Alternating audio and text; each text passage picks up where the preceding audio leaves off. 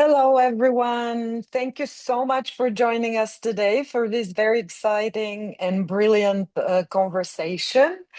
My name is Alexandra Boshnikova, and I'm the president of the Washington Foreign Law Society, a nonprofit educational organization based in Washington, D.C., that since 1952 is working on the promotion and knowledge of international and foreign law and international relations.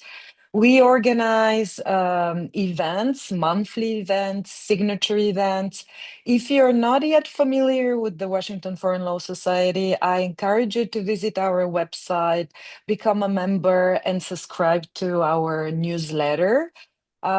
We have very interesting events coming on May 30th. We have the diplomatic reception at the U.S. State Department at the Benjamin Franklin's room at the U.S. State Department honoring Argentina. We have a Korean international event coming in April. A very interesting event on the review of the US Canada Mexico agreement from industry perspective, and many other events to come. So please become a friend or a member of the society. We are very lucky to prepare this event in collaboration with the Stimson Center. It's not our first collaboration, and we have very interesting event with the Stimson Center, which is a Washington, D.C. based think tank that promotes international security and shared prosperity through applied research and independent analysis, global engagement, and policy innovation. For 3 decades, Stimson has been a leading voice on urgent global issues. Founded in the twilight years of the Cold War, the Stimson Center pioneered practical new steps toward stability and security in an uncertain world. Today, as changes in power and technology usher in a challenging new era, Stimson is at the forefront, engaging new voices, generative, innovative ideas and analysis, and building solutions to promote international security, prosperity, and justice. And we're very lucky to have today as moderator Julia Naher from the Stimson Center. She's been a panelist and a moderator with us before. She's a specialist on AI, and I'll just get back to her because I'm very excited to share with you some more bio details about her brilliant profile. But I would like to mention someone new who is joining us today. And for the first, but hopefully not the last time, we are also supported by the Carl Ryan Center for Human Rights. Created in 1999, the Carl Ryan Center serves as the hub of the Harvard Kennedy School's research, teaching, and training in the human rights domain. The center embraces a dual mission to educate students and the next generation of leaders from around the world in human rights policy and practice, and to convene and provide policy relevant knowledge to international organizations, governments, policymakers, and businesses. I'm very excited about this collaboration, and hopefully it's the first of many others. So, Julia, again, back to Julia. So, Julia is a research analyst at the Stimson Center Strategic Foresight Hub, where she leads the AI policy work. She's definitely an expert in AI, as we've already had the chance to acknowledge it. Her research on AI governance spans responsible AI, open source software, and technical standards. She holds a master in public policy from Harvard, where she was a public service fellow. Julia, the floor is yours so that you can introduce our brilliant panelists today, Jared. Thank you very much. Thanks so much for the introduction, Alexandra, and excited to be back with this group again. It's always been a pleasure. So I will in turn now introduce our speaker today, who is Jared Genser. Jared is an international human rights lawyer and managing director of Percy Strategies. He's outside general counsel to the Neurorights Foundation and a member of the advisory board at the Carl Ryan Center at Harvard. He is an expert in what we call neurorights, and he's going to give us a really great presentation on this for today's session. Really looking forward to kind of diving into the nexus of neurotechnology and human rights today. So Jared, thank you so much for being here. We're excited to have you. Just as a quick overview for those in the audience. So for today's session, I'm going to be engaging in a Q&A with Jared. We'll be asking him a number of questions about his own work. He'll present that to us, and then we'll open up for a Q&A in kind of the last 15 minutes of the session. So if you have questions throughout, please do feel free to drop those in the chat box, and we will aim to get to those towards the end of today's session. So thank you all for being here. Thank you, Jared. And with that, I will hand it over to you. Great, Julia. Very good to be with all of you today. There's obviously much to discuss on this really, really important topic. So let me just kind of jump right into things by beginning with kind of addressing a simple question of what are neurotechnologies is really a baseline way to go. Because it's important to understand some key terms, as I assume many of you are not experts on neurotech. But neurotechnologies are devices that seek to record or alter activity of the brain and the wider nervous system. Central to neurotechnologies are brain-computer or brain-machine interfaces, which connect the brain to devices and facilitate bidirectional communication. Neural data, which is the kind of data that gets generated by these devices, is data that comes from the measurement of the activity of a person's central or peripheral nervous system. There are two ways to obtain neural data. One is directly, like an EEG scanning device, and then there are indirect methods as well. And there are lots of different ways that this can be done. And then lastly, there are two kinds of neurotechnologies: those that are invasive, that have to be implanted with neurosurgery, and then those that are non-invasive. So let me just describe a little bit for you of some examples of both quickly. These are kind of the two best known kinds of invasive neurotechnologies, both of which I assume many of you have heard of. There's deep brain stimulation to implant devices to treat diseases like Parkinson's or epilepsy, and then there are cochlear implants, which help with a person's hearing as well, and receives electrical impulses and sends them to different regions of the auditory nerve for people who are hard in hearing. This is kind of the most exciting development that really has happened in recent years with invasive neurotechnologies. This was a story that was on the front page of the New York Times about a woman who was paralyzed and nonverbal for 20 years, locked in with a, coming from a stroke that she had suffered, literally unable to communicate with her family for 20 years. And with an implantable brain-computer interface, she can now communicate today at about 85 words a minute, 95% accuracy in thought-to-text translation, decoding her inner thoughts in the form of words into text that then is visible on the screen. And the doctor out at UCSF in San Francisco, Dr. Eddie Chang, is also able to decode her intended facial muscle movements that, even though her face is paralyzed, you can now see on an avatar of her, her communicating openly with her family after literally 20 years of not being able to convey a single word.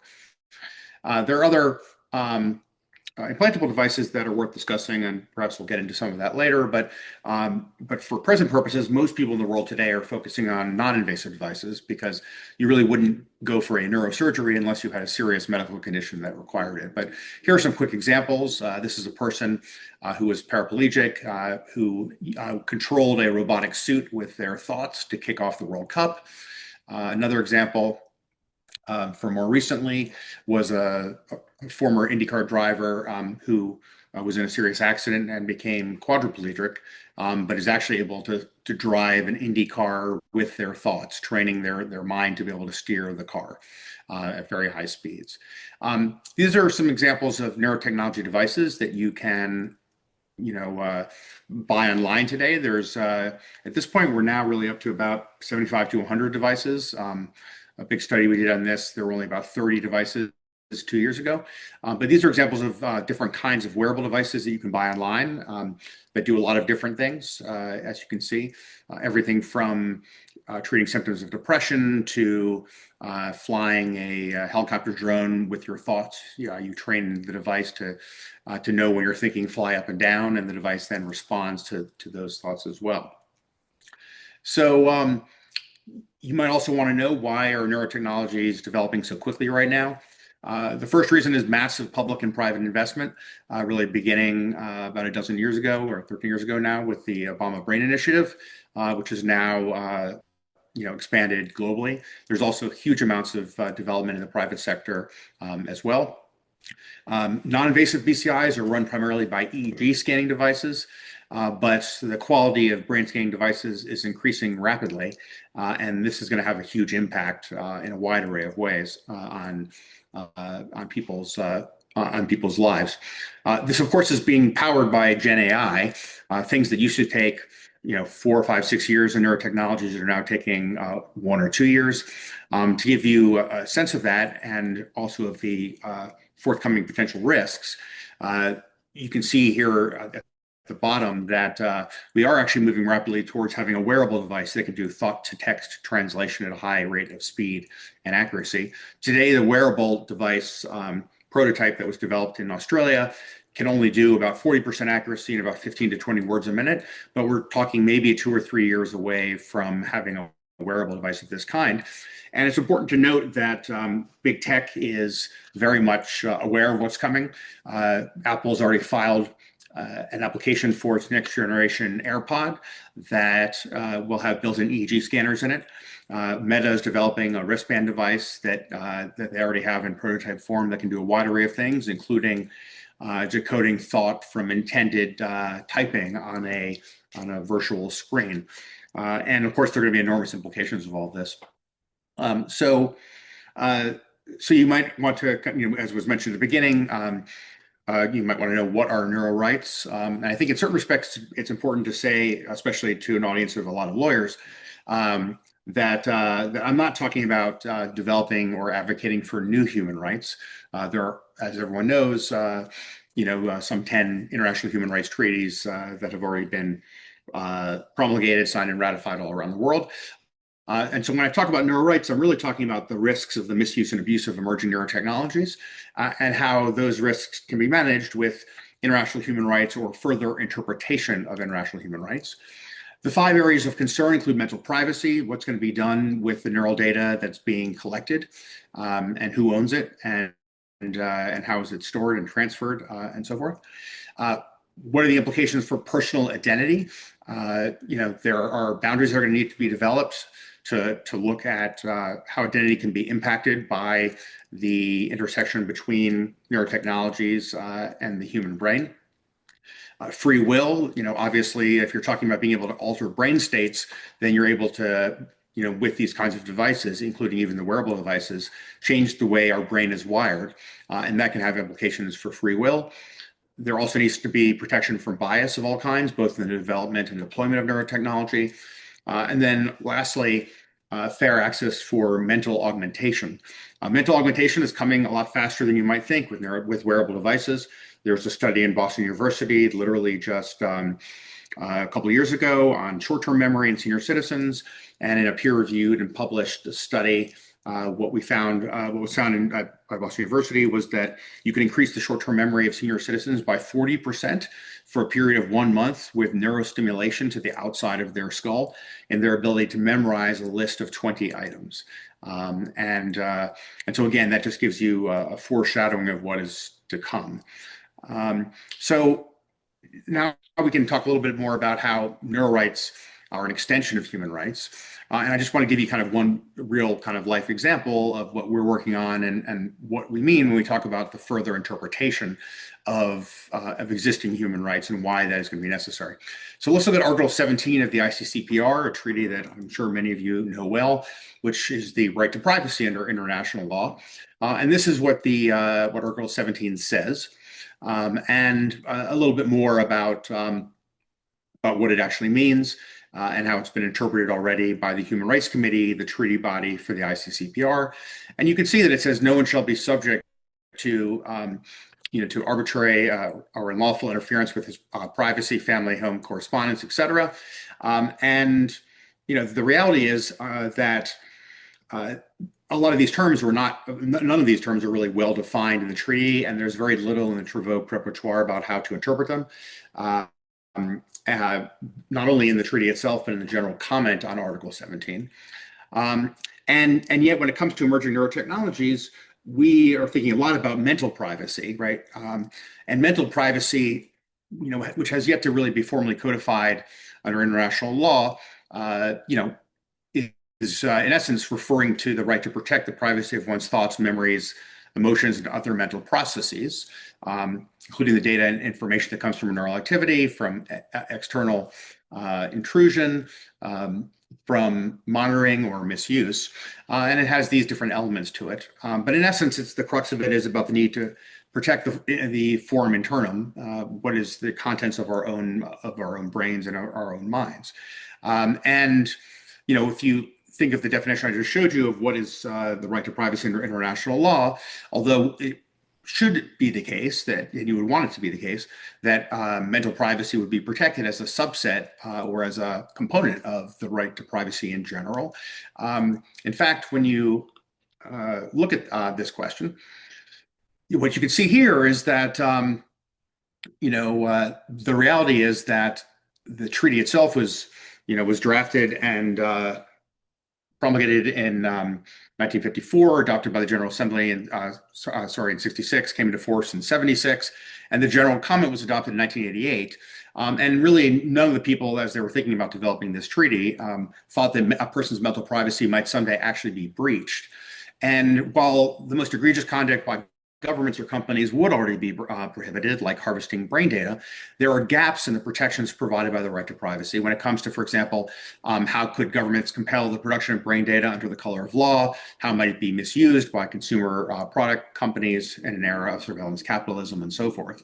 And so one of the things that our foundation is advocating for is a further interpretation of Article 17, in essence, a review of the 1988 general comment that could be updated for the era of not just emerging neurotechnologies, but emerging technologies more broadly. So thanks so much for that intro, Jared. I think that was a really great grounding in the space. And I'd love to ask, well, obviously we're going to get into specifically what the risks are that you're imagining and the things that we need to be prepared for.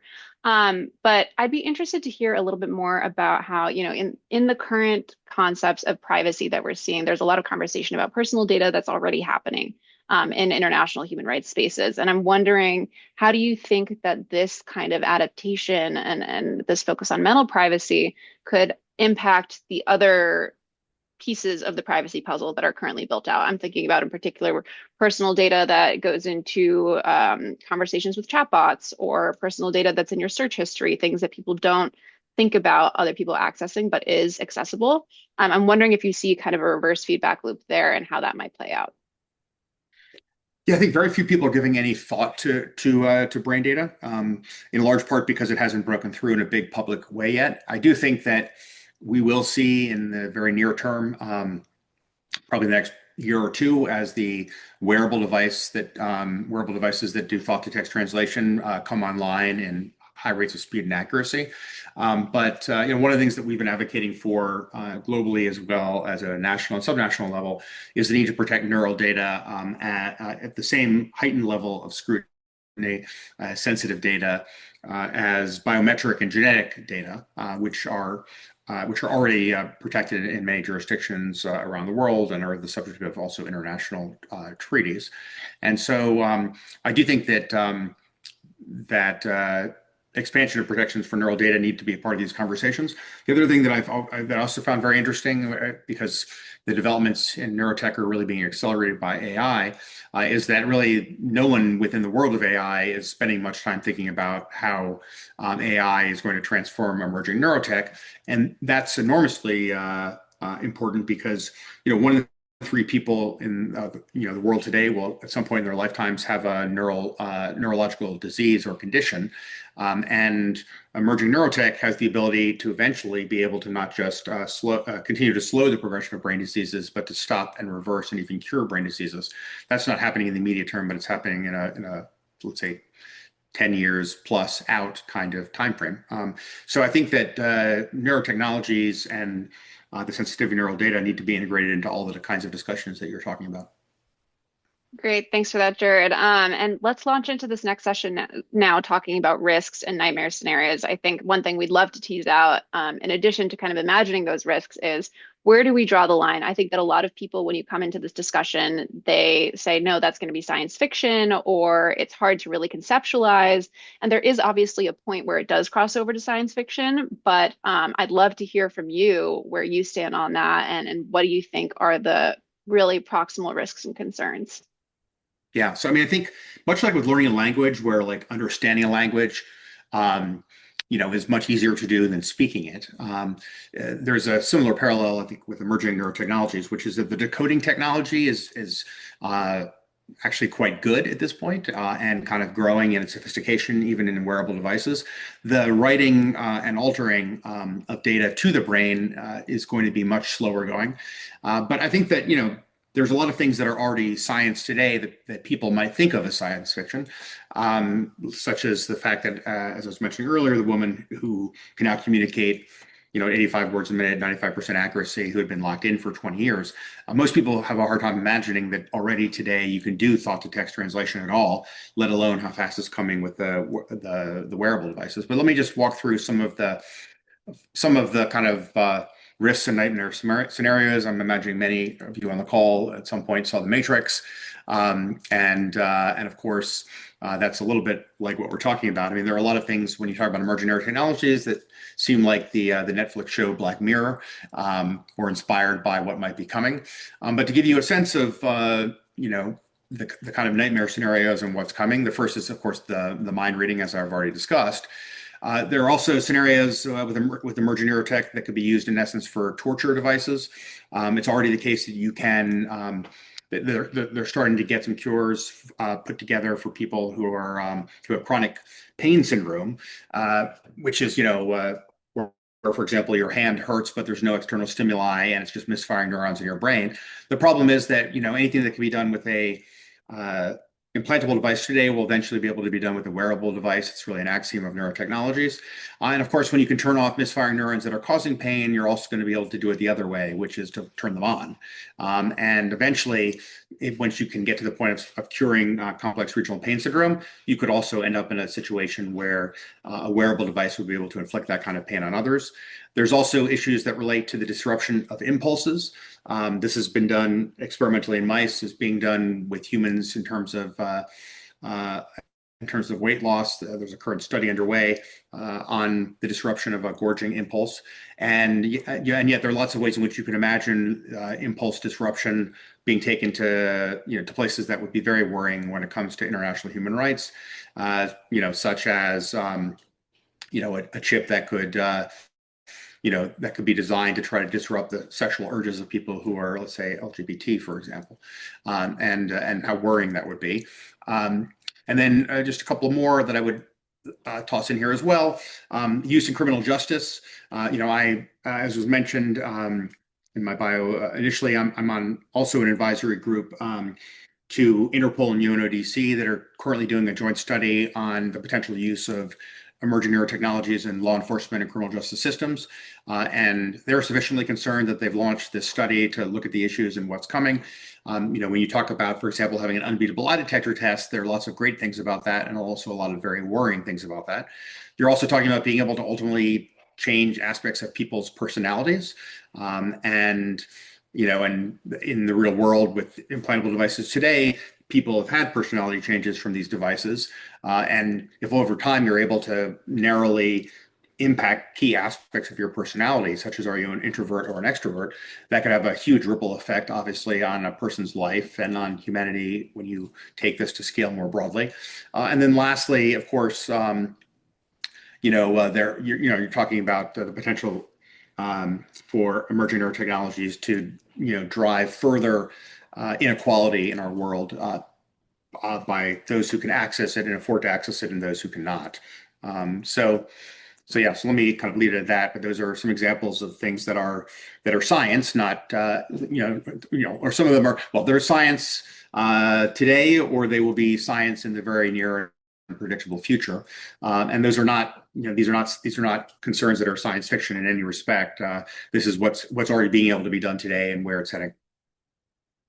Awesome. Thank you for that, Jared. I think it's a helpful distinction. And as you have it teed up here, I'd also love to hear about, given these existing or likely to be proximal risks, what are we seeing with the current state of human rights law? You obviously mentioned the ICCPR, but what applies to neuro rights and what kind of needs to be expanded? Yeah. So our foundation did a report in 2022. As we are really kind of just getting into these issues, which is in essence an international human rights law gap analysis. And so all you really need to do to kind of understand how we were thinking about it is to look at the table of contents of our report, right? And in essence, what we did, because if you're talking about, are there new human rights that are needed or further interpretation of existing rights, what you really need to do is to think about the 5 areas of concern that I mentioned, mental privacy, mental agency, mental identity, non-discrimination, fair access to augmentation, right? And you need to map that against international human rights protections that we have today. And so what we did is we looked at all the relevant treaties that could connect to the topic of emerging neurotechnologies. And we then did an analysis of each of those treaties to look at what protections might exist today, what provisions of the treaty might need to be further interpreted to prevent misuse and abuse, and then if there are gaps that exist, then one would only really, when it comes to that point, need to be concerned about, are there new human rights that are needed? Our overall assessment was that we believe that really the critical areas of concern can be addressed by existing international human rights law or further interpretation thereof. And there is very little appetite, as everyone knows, globally for creating new human rights treaties or new human rights in general. And so I think it's important to emphasize, as I said before, that when we talk about neuro rights, we're not talking about new human rights, but really the application of existing human rights and their further interpretation to ensure that maximal protection are given to people. But as just one very quick and easy example of this, I was mentioning the possibility of a torture device being developed from Neurotechnologies that would, in essence, turn on and cause neurons to misfire to inflict pain on a person. As I'm sure many of you know, the Convention Against Torture, prohibits torture as well as cruel, inhuman, and degrading treatment or punishment. And torture is defined as severe physical or psychological pain that is inflicted. It's obviously much more focused on states committing it, as it's a treaty signed and ratified by states. But that kind of device that I developed, that I'm talking about, that could be developed, would already be prohibited for use because the Torture Convention itself is neutral as to how that pain or severe pain is inflicted.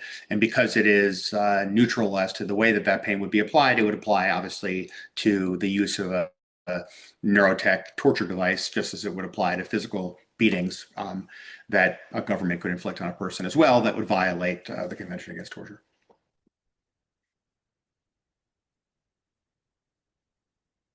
Sorry, I lost my unmute button there. But so I think this is it tees us up really well to think about now, what are the current problems? What's being done? So as you've listed out here, it would be great to hear about who are the key stakeholders in the space, what are they doing, and what is kind of on the short-term horizon for progress in kind of the neuro rights space. Yeah. So the problem is as follows. Invasive neurotechnologies are already strictly regulated. I mean, the woman who received that device, who can now communicate well, she, had to consent to her family initially is consent to the treatment because obviously she couldn't do that on her own behalf, but on a going forward basis, now that she can communicate, this is fully within her control, and all the data that's being generated from the thought to text translation is her data, and is protected as medical data as well. And any implantable device, of course, into a person's brain, as you can imagine, is heavily regulated in the U.S. by the Food and Drug Administration and globally with similar kinds of licensing mechanisms. But consumer neurotechnologies, which are really growing exponentially at this point, and are non-invasive, even though they're using medical grade brain scanning technologies like EEG and the brain-computer interfaces, they're really subject to no regulation at all. Consumer devices are simply just not regulated, and the data that is in them can basically be, well, personal data as would be defined by various global privacy standards. Just simply collecting personal data itself is not a sufficient protection given the sensitivity of the information that can be obtained from it. And so, our foundation published a report in March of 2024, and where what we did is we looked at the devices that were on the market at that point in time, 30 devices. We looked at them to identify them. From there, we gathered all the relevant policy documents, including the privacy policies. We tried to contact every company to make sure we had the most recent information. And then, we decided to review based on our examination of these devices, user agreements. We looked at questions relating to access to information, data collection and storage, data sharing, user rights, and data safety and security. And then we benchmarked, how good did we think these, agreements were against, a half dozen global privacy standards. As you can see from all around the world, the CCPA in California is really kind of leading edge state level regulation. And what we found was that literally in 29 of the 30 cases that, that the information was in essence being taken from the consumers and kept by the companies and could be used really for whatever they wanted as well. And that's concerning because even from today's general EEG scanning devices, you can already decode if a person has a half dozen different brain diseases, let alone a dozen different mental states. Is a person angry or happy or sad? All this can be decoded today from EEG scanning devices. Today, we can only decode about 1% of what's in an EEG scan. Eventually, it's going to get to 3 or 4%. But these are when you wear an EEG scanning device, for example, for one of these meditation devices, you wear it for an hour, and then it tells you when were you in a meditative state, so you can learn how to meditate more effectively. They only use a very small percentage of the data to actually determine if you're in a meditative state, but they have collected all the other amounts of data, which can be, depending on the resolution of the wearable device, from 20 to 60 or 80 megabytes per hour of data itself. The reason why one should be concerned that they can keep it for an extended period of time is that when this device, for example, the one in Australia, is perfected and can do thought to text translation at a very high rate of speed and accuracy, they're using EEG devices as well. One of the companies, in this space called Muse, which is this meditation company, they talk publicly how they already have 100 million hours of consumer neural data.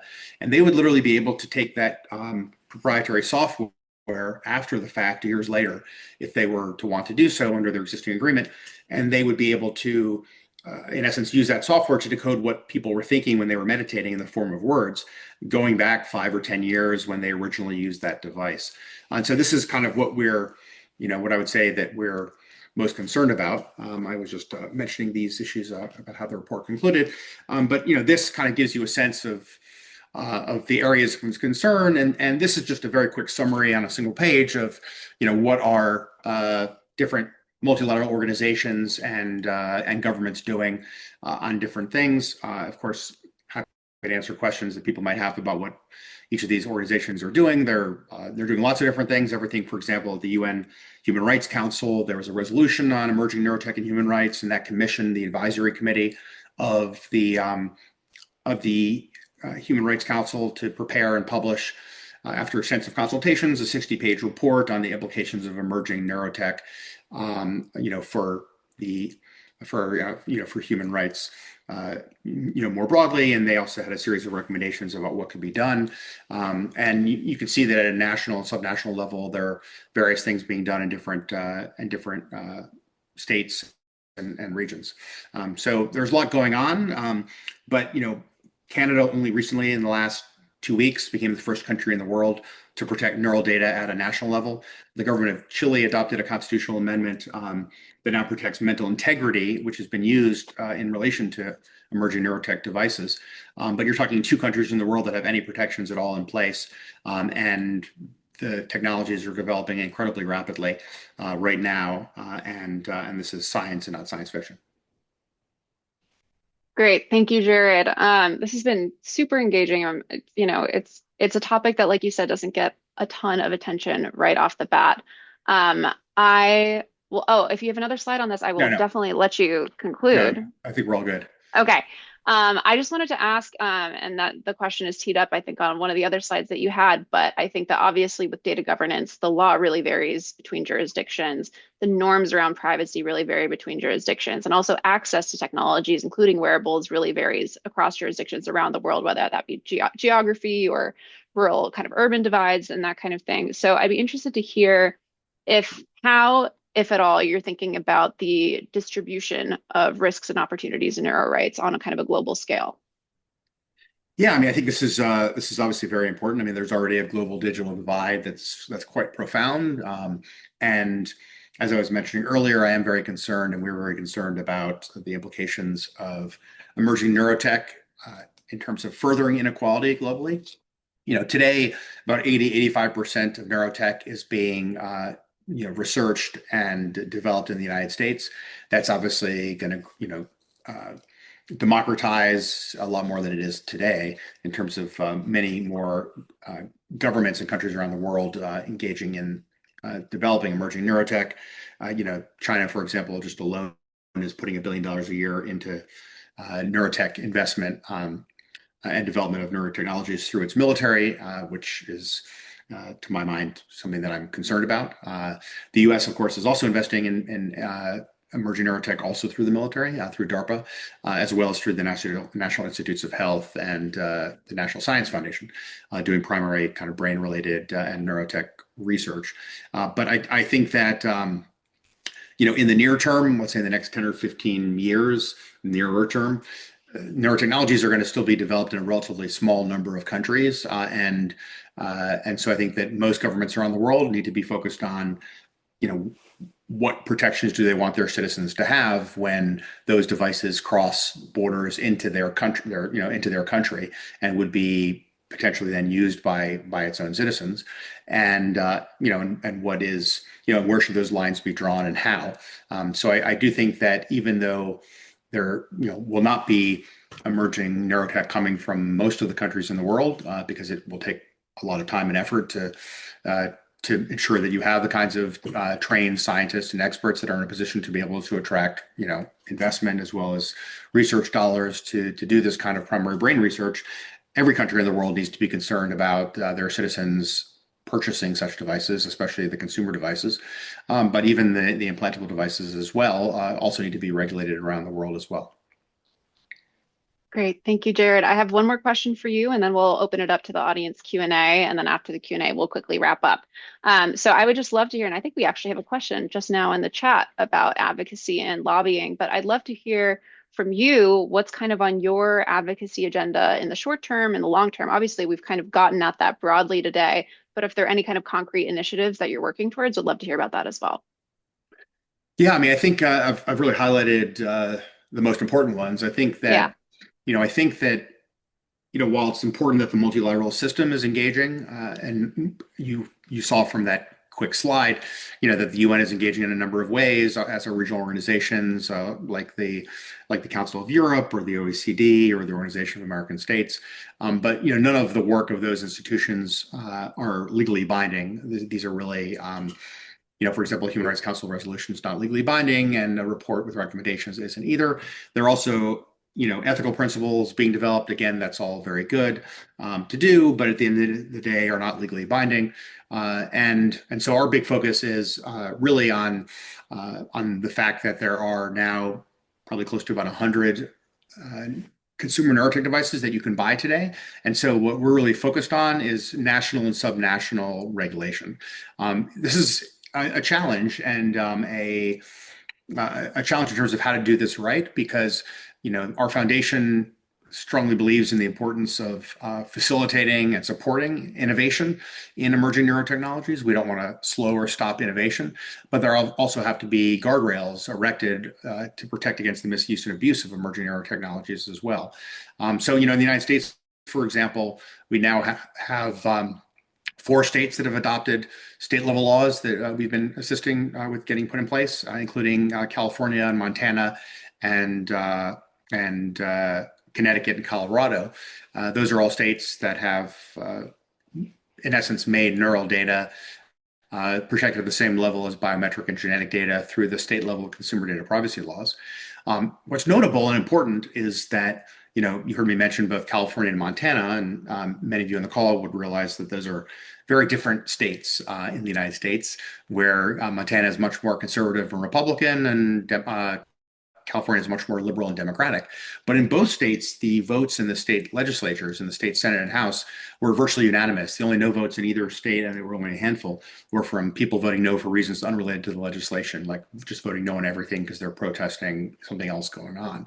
And so I think that that's heartening, especially in the highly politicized world that we live in, that, when you explain to people in basic terms why the lack of protection for neural data is such a great risk to people's human rights, that they understand quite quickly that something needs to be done. But ultimately, we need a federal law in the United States on that. We need national laws around the world to begin looking at this. And obviously that has to the maximum extent possible, be coordinated, carefully calibrated, and ideally taking similar approaches so that we don't create global regulatory morass with regulation going out in lots of different directions. I'll note importantly that the American Medical Association, which is comprised of the 50 state medical societies and specialized societies like the American Academy of Neurology, at its annual House of Delegates meeting last summer, adopted a common definition of what is neural data, and this is a definition that we're really trying to promulgate globally to medical societies as well, because having a common definition of neural data, I think, is quite important. As lawyers know, if you have different definitions of what is being collected, then that is a first major potential divide in the road. So I think that that's national and subnational regulation is a big focus of ours. Obviously, further interpreting, let's say, the right to privacy to include mental privacy is another focus. And I think that we also have to start giving a lot more thought to mental augmentation, and because that's coming pretty quickly as well. And so I think we need to start to think a lot more about that and about who's going to be able to access it and how that will be able to be done in a way that's affordable to people more broadly. So the benefits of emerging neurotech is not just accessible to the favored and wealthy few. Great. Thank you. Yeah, so we're getting a lot of great questions in the chat. We'll try to get to as many as we can. I want to turn to one that kind of aligns with what we were just talking about, but focuses a little bit more on the industry perspective. We've talked about government and regulation, but so in your perspective, what would you like to see from an ethical neurowearable company? What are the aspects that they should pay attention to, whether it's on hardware, algorithms, data processing, privacy? And, from my own perspective, this is in addition to the question, but are there any organizations that you think are doing a really good job in this space right now that you'd like to highlight? Yeah, I think companies and investors are a critical part of this discussion, and we're talking to many of them. I will say, and I appreciate your teeing it up so I can also provide some important clarity, further clarity on the study that we did. But it wasn't necessarily our conclusion that the 30 companies that we surveyed through their user agreements and privacy agreements were all nefarious actors trying to suck out your neural data. Some may be or may not be. It's hard to determine the intent of a company. But many of them were just startups, right, that probably grabbed some kind of a user agreement that you could find online that didn't necessarily help much in terms of understanding what might be appropriate for a company that is gathering neural data to be doing. And so I think that there's a lot of education and awareness raising that needs to be undertaken. It's another big project we're working on, and I can't announce it publicly, but I can say that we are working with a major global consumer rights advocacy group that's very well known in the U.S. and globally, to develop an industry scorecard, which will evaluate the effectiveness of these consumer and user agreements, privacy agreements, benchmark against global standards, and that will then happen on a regular basis. Because across the 5 areas of concern that we identified in our report, there's definitely best practice and or at least effective practice when it comes to these kinds of things.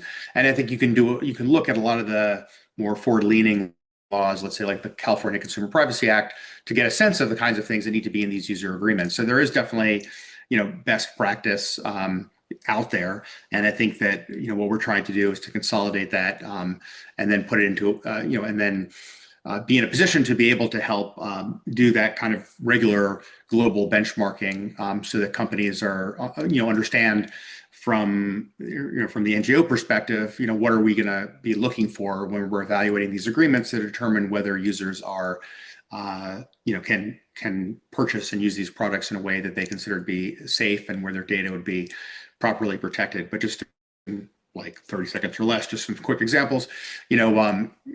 One thing is, of course, access to information, right? So, the best practice is that a company has to, of course, say this is neural data and our definition of it, and this is what we're gathering. This is the purpose that we use it for.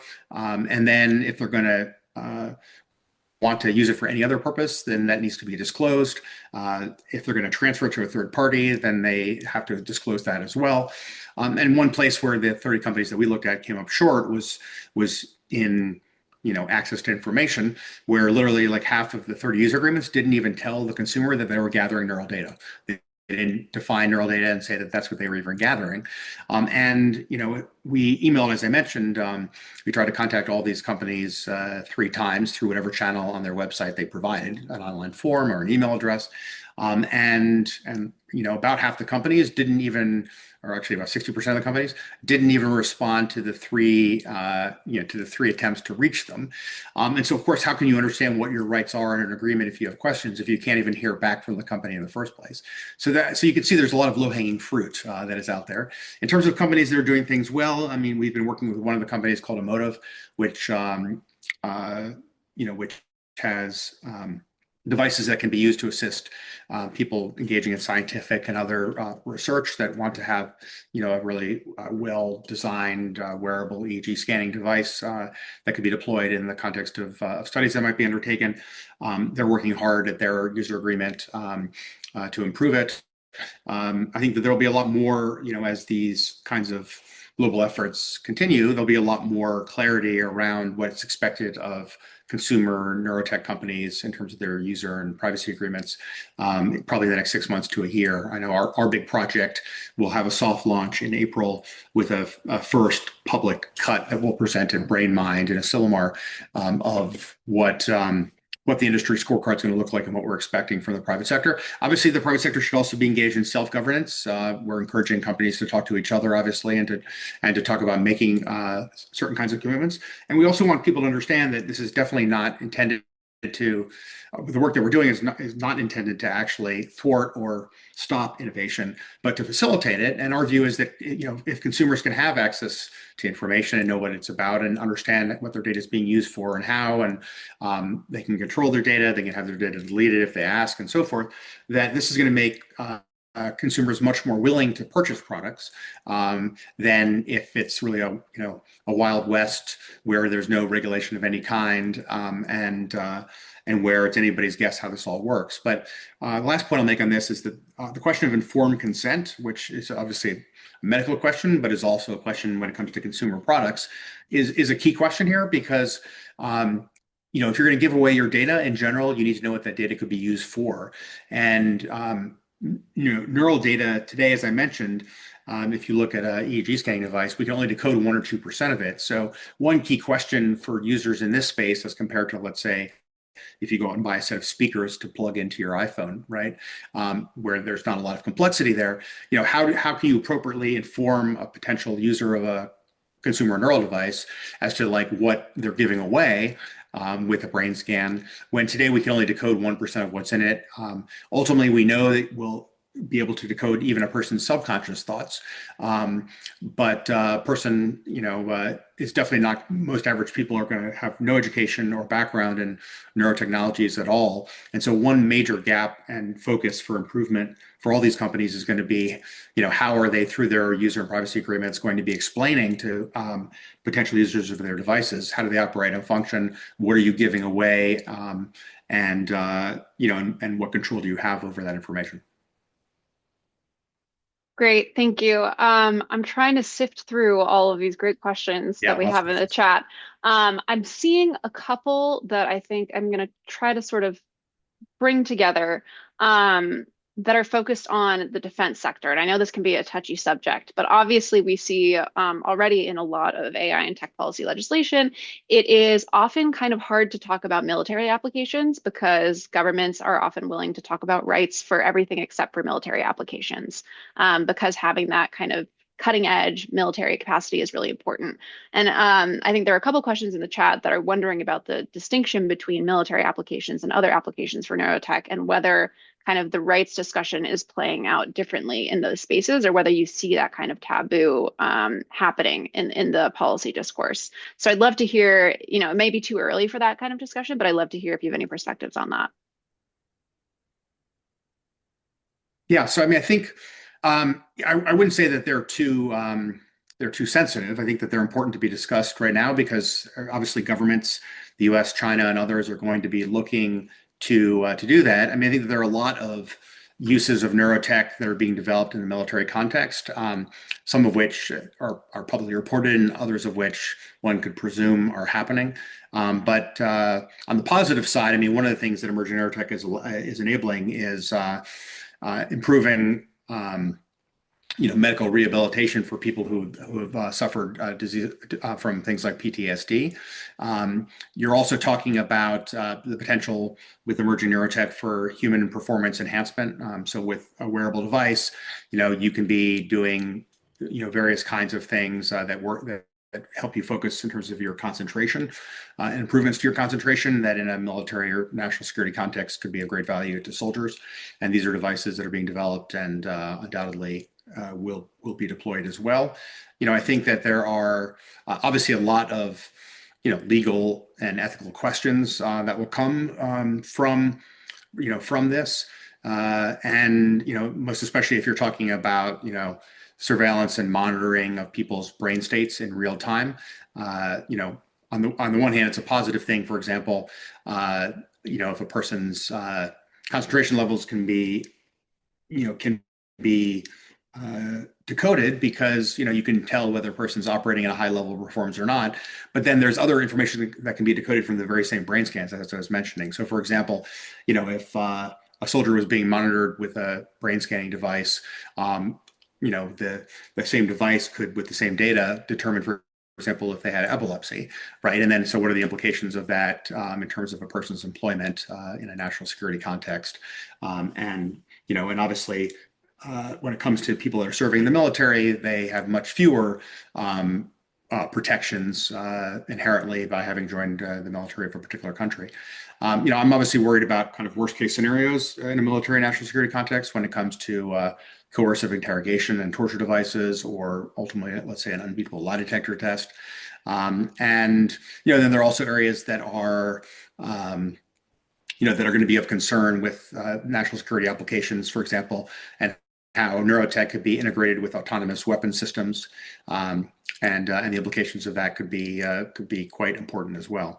So I think that there are obviously this is an area of concern. I think that there are some people that are already kind of researching and talking about the military and national security applications of emerging neurotech. A lot of it is going to continue to be hid from public view in terms of what's actually being developed in these contexts. But I do think that in the same way that Interpol and UNODC, have launched this joint initiative to publicly look at the potential, applications of neurotechnologies for criminal justice and law enforcement, there need to be similar kinds of efforts launched at a global level, government to government and through multilateral organizations to think through, the most effective as well as ethical ways in which neurotech can be developed and deployed in national security and military contexts. Great. Thank you, Jared. I'm going to ask one quick last question, and then I'll turn it over to you to kind of conclude. There are a couple of questions here about existing, kind of thinking about social media and how we already interface with our digital environment. There's a great quote in here from one question that says, "How is clicking like not considered voluntary thought?" And I'm wondering if you have any thoughts on how the existing ways that we interface with the internet um, may be incorporated into this discussion of neurorights, or whether you view it as kind of entirely distinct, whether we're sticking to sort of the EEG data when we're talking about neurorights. Yeah, I mean, I think, I think that it's a very reasonable question. I think that there are obviously lots of things that can influence our minds and our thinking that go, that are already happening today that are not neurotech, right? So in that sense, neurotech is not something totally new that no one's ever seen and that there's no implication of it. I mean, for example, if a person is in psychotherapy, they can train their mind to think differently based on reflecting with a good therapist about themselves. Obviously, there's psychotropic medications for a person who faces, let's say, severe depression, that they can take some medicines to change their brain state, right, and to help them work through severe depression. And then, of course, our brains are being bombarded at all times, from the internet and from all these other external sources that we have, whether it be our engagement with AI online, or whether it be ads or other attempts to influence us on Meta or X, or you name it. So in that sense, neurotechnology is no different in its ability to change brain states. But there are differences, despite what I've just described. Number one is the depth of the information that can be decoded from neural data as compared to any other kind of data that you may throw off yourself by agreeing to do various things. And when you're talking about being able to ultimately be able to decode a person's thoughts in the form of words, that's something that everyone's always thought and would never had any other reason to believe wouldn't be able to remain totally private. You're talking about, for example, giving out information about mental or physical diseases that you might have, and giving that kind of information away, which is, I think, any person would consider to be highly sensitive. It's obviously something, I think, very worrying as well. And I think that the other thing is that if you talk about, for example, ultimately getting to the place of, impacting people's cognition and how they perceive things, ultimately when you're talking about changing the brain state of a person as compared to, let's say, looking at information online, when you're looking at a Facebook ad or a newspaper or some video, cat video or otherwise online, you see an external stimulus that can impact how you think about a particular thing, right? And you're aware that it's coming from the outside going in, right? And you're aware that we can be influenced by ads, or by what people say, or by what's in our information feed coming to us in some social media platform, right? Ultimately, the difference with neurotech and where it's so both exciting and worrying at the same time, because like all things, these are dual use technologies, is the fact that over time you're going to be able to, as neurotech improves, change a person's brain state in such a way that they're not even going to be aware that it's been changed. And it won't feel like something from the outside coming in. It will feel like something from the inside going out, right? So your brain state could be changed in a way where you might not even be aware that it was changed as a result of your engagement with neurotechnology. And I think that that's where we have to be most concerned. The idea, for example, of receiving tailored advertising based on neurotech decoding of your personal preferences, some of which you might not even be aware of, right, would hit you in a very different way than that same kind of information coming to you based on an assessment of your online behavior, right? And so I think that really, to me, highlights the dangers of misuse and abuse of neurotech, because you're talking about being able to influence and change people's brain states ultimately in a way that they may not be able to even see themselves or be aware of themselves. All right. Thank you so much, Jared, for your insights today. We are just about at time, and I would just love to ask you if there are a couple of things that you would like to leave our audience with, make sure that they take away from this conversation, just a quick fire sort of concluding statement. I'd love to hear it. Sure. Well, I'll just say a couple things quickly. I mean, one is that this is actually a really exciting time. That we are living in, as you see emerging neurotechnologies develop and advance, and I think that the upside of the technology is enormous. At the same time, we obviously have to guard against the misuse and abuse of emerging neurotechnologies as well. I do think it's important, as you were talking about earlier, Julia, to distinguish between science and science fiction. Always, there are a lot of things that are not being done. I'm not aware, for example, and there are a lot of people who are paranoid schizophrenic who have the belief that government or someone has implanted chips in them against their will to do things. And I hear from a lot of those people asking me for help. Unfortunately, they have a psychiatric illness that they need to address. And I'm not aware of any government or company that are doing anything invasive into any people as well. There's a lot of talk as well about neuro weapons and what's going on, for example, with Havana syndrome.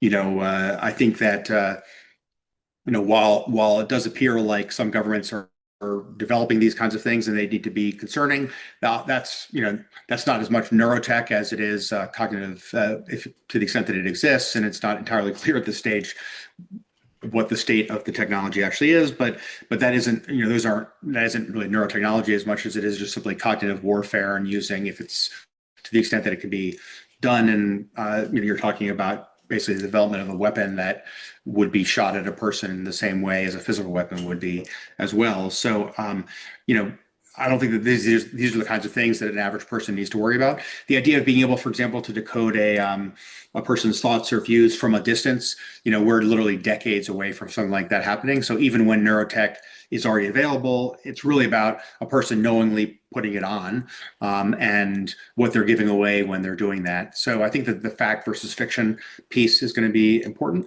And I think the last thing is that, anything that anyone could be doing to be talking about this more, to talk about the need to protect against the misuse and abuse of neurotech through national and subnational legislation, I think is going to be really important too.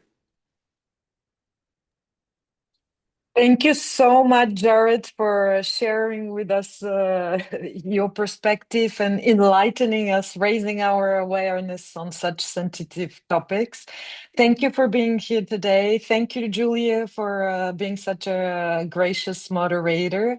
And I just want to wrap it up by reminding that this session has been recorded and will be put on the YouTube channel of the Washington Foreign Law Society. Thank you again, Jared, and thank you, Julian. We hope to see you again. Thank you. Bye. Thanks, everyone. Bye. Thanks, everybody.